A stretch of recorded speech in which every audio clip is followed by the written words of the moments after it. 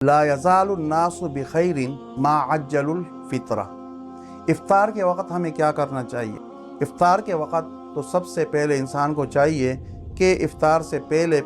چونکہ قبولیت کا ٹائم ہوتا ہے اور اس وقت اللہ تعالیٰ بہت سارے لوگوں کو جہنم سے آزادی عطا فرماتے ہیں، تو اس وقت ہمیں چاہیے کہ ہم دعاؤں کا خوب اہتمام کریں۔ اور آپ علیہ الصلوۃ نے فرمایا کہ میری امت خیر پر رہے گی اس وقت تک جب تک وہ افطار میں جلدی کرے گی۔ تو جلدی کا مقصد یہ نہیں ہے کہ وقت سے پہلے افطار کیا جائے،